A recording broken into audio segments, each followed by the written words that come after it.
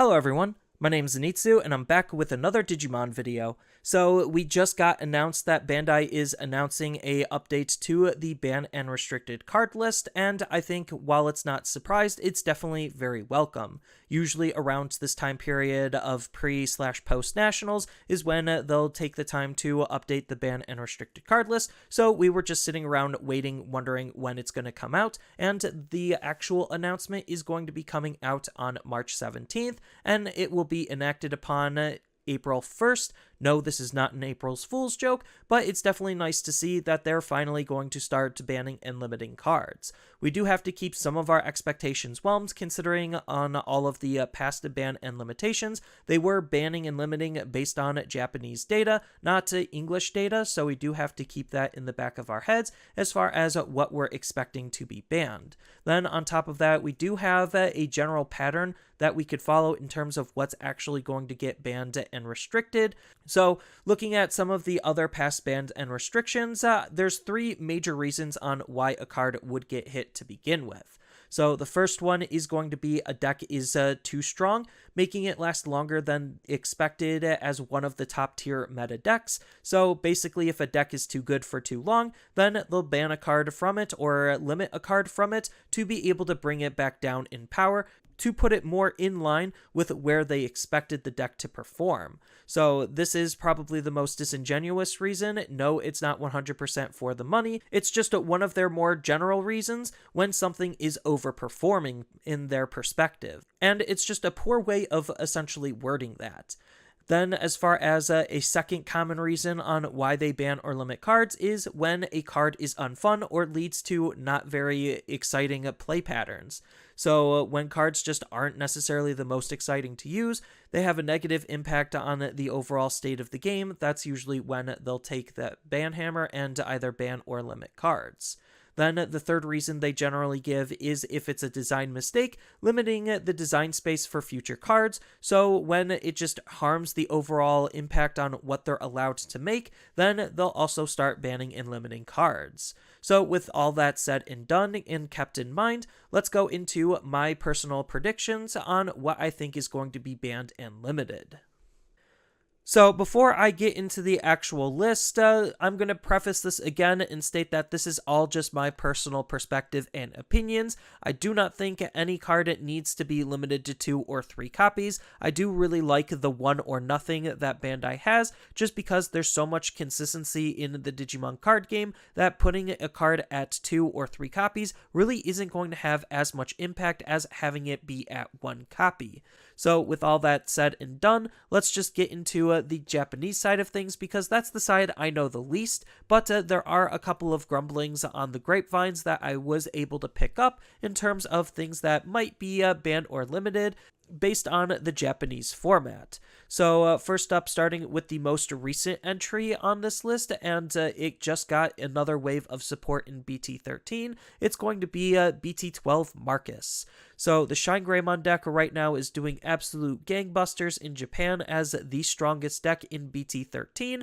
and I think that with the inclusion of not only just the ability to recur your tamers, but your tamer acting like a Digimon at times, being able to chip the opponent, on top of the fact that we have even more Greymons for this card to interact with, make the fact that this card allows you to basically gain a free Digivolution is absolutely insane. As we already have learned with Argamon, HPD, and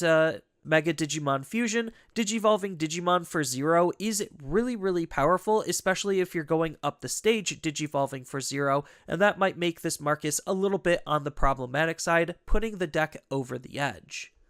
And then Japan tends to look at how the top decks in their championship did and see if there is anything to ban or limit from those top decks. So the number 1 deck from their championship was Beelzemon. I'm not entirely sure what they would ban or limit from Beelzemon to bring it down in power and scope. If it is that powerful and that oppressive, again, not familiar with the Japanese format, so I don't know 100% myself, but if I did have to take a look at that and pick one card, I would say it is Beelzemon X Antibody, and I'd probably limit it to 1, just because this card basically enables Beelzemon to be one of the most powerful OTK-based decks. So Beelzemon's already trying to turbo its trash as fast as it possibly can to make the card effects as strong as you possibly can, and Beelzemon X Antibody is basically nuking the opponent's security, taking away all risk and threat from anything being in their security because you're not actually checking it, so that way you could just Digivolve into this card, burn the opponent's security, and swing for the game, and that could possibly lead to unfun gameplay patterns versus other OTK-based decks. But as far as some of the more powerful and problematic cards that I am more familiar with because they're still being played in the English meta, I'm going to start off by talking about Cool Boy. So Cool Boy is a card, just because of how powerful he is, I would actually want to see him banned. If he's limited, so be it, but I think that even having one copy of this card in your deck still might be too powerful because of everything this card is doing. So not only is it one of the cheapest tamers that you could possibly play, but it's also gaining you advantage when you play it, being a searching tool for your X Antibody traded Digimon and options. Then on top of that, for you utilizing the X Antibody mechanic the way it's intended, which is going from your base to your X base Digimon, you're actually going to be potentially gaining tempo, just because digivolving into an X base Digimon on top of its base most of the time will cost basically nothing, or at worst 1 to 2 memory, so it's not like you're actually losing a lot, and most of the time you're actually gaining tempo and momentum for utilizing Cool Boy in combination with that X Antibody mechanic, making it just overperform and making X Antibody decks move faster than most other stack-based decks.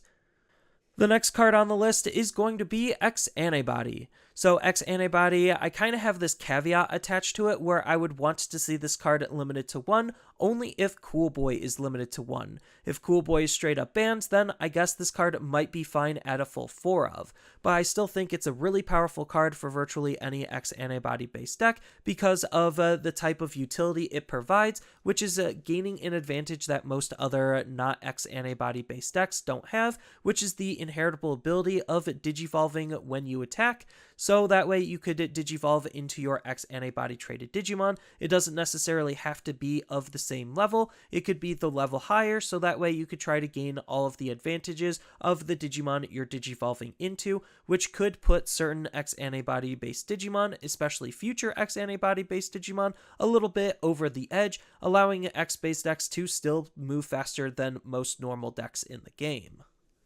The next card is going to be Death Xmon. So Death Xmon, I wouldn't mind seeing it banned, but I also don't care if it's being limited to 1. I just think that as a full 4 of this card, it still is just kind of problematic in its existence, basically shutting off the ability for any player to want to build a swarm-based strategy, because Death Xmon is super easily splashed into virtually any deck, just because he's going to reduce his own play cost for the opponent having a wide field, on top of an on-play ability to basically nuke their field, and some good recursive removal, where if you can't deal with Death Xmon, then it just becomes progressively harder to play the game, all because you just so happened to play a go-wide swarm-based deck, whether that's with your Digimon or Tamers, and I think even though Death Xmon kind of keeps those decks in check, I also think that it does a little bit too good of a job at keeping those in check, and they could create some other cards that do something similar to be able to keep those in check, while not being super oppressive at the same time.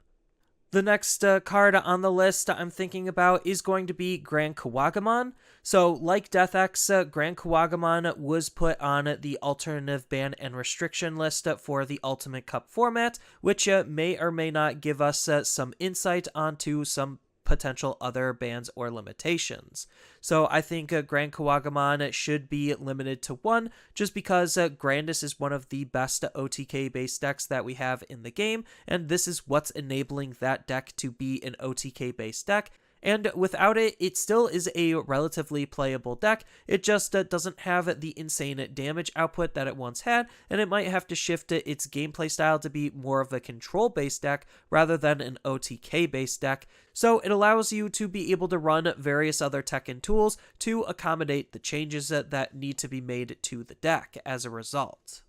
Another card on the list that I copied from the Ultimate Cup list is going to be Cerberusmon Werewolf Mode. So Cerberusmon Werewolf Mode, I wouldn't mind seeing straight up banned or limited to 1, just because of how problematic this card can be with his own little combo, as we've seen before in various different loop decks. So a lot of these loop decks do rely on utilizing the ability to revive a level 5 Digimon, and then utilize that level 5 Digimon to be able to go into a level 6, to then be able to replay its level 5 in some way, shape, or form. We've seen multiple different loop decks emerge utilizing Cerberusmon Werewolf Mode because its ability to gain memory allows you to actually formulate those loops, and just the prospect on being able to gain all of that memory for cheaper than what was intended might make for some problems down the line in terms of future card design.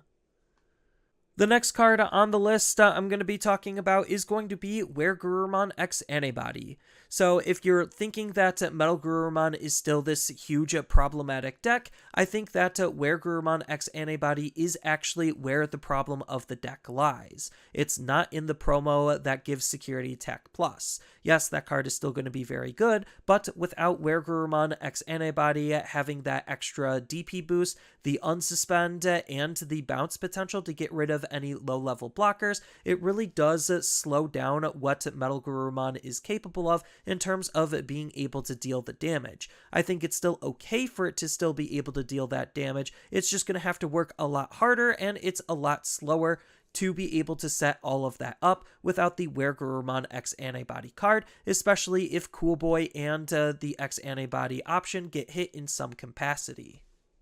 But speaking about speed, tempo, and efficiency, a card I definitely think should get hit sheerly just because of that is going to be Greymon X Antibody. So we already know that digivolving for cheap into your level 5s is super huge and pivotal for the game, because that allows you to get into your level 6s, and the more efficient our level 6s are to use, the more powerful and more impactful your deck will be overall. The reason why Argamon level 5 initially got hit was because his Digisorption ability let him digivolve for 0, which means you could then go right into a fast level 6 for virtually 0 tempo lost. Then one of the big reasons why Jet Sylphimon was limited to 1 as well was for that very same style of reason, where digivolving for 1 and having these really powerful effects when you climb your stages just is a little bit too much, and it ended up cannibalizing yellow as a whole. And I think that Greymon X Antibody is in that same realm, where it just allows whatever level 5 that you're using in a Greymon based deck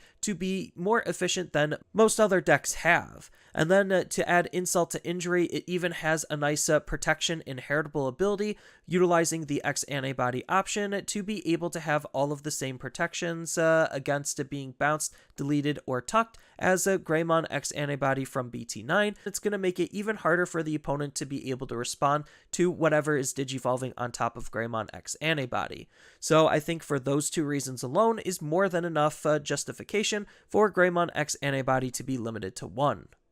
And then an honorable mention that I wouldn't mind seeing limited to 1 is going to be Hades Force. So Hades Force is a card that I think is just doing a little bit too much. It's one of the best and most efficient removal options because if you use it with its intended synergies, then it's only going to cost 5 and not 7. Then it also lets your Digimon attack after you use the option, so that way you could still try to be as aggressive as you possibly can. And the fact that it's one of the best cards to be able to nuke the opponent's field of Tamers makes Tamer-based decks just really, really hard to play, just because of Hades Force's existence, kind of similar to why Go Wide decks are pretty hard to play just because of Death Xmon's existence. And I think on top of that, just the utility on being able to not only nuke Tamers, but Digimon as well, just puts this card a little bit over the edge in my perspective. But that's my thoughts and opinions on the cards that I wouldn't mind seeing banned or limited and why, and please feel free to tell me your thoughts on the cards you want to see banned or limited down in the comments below.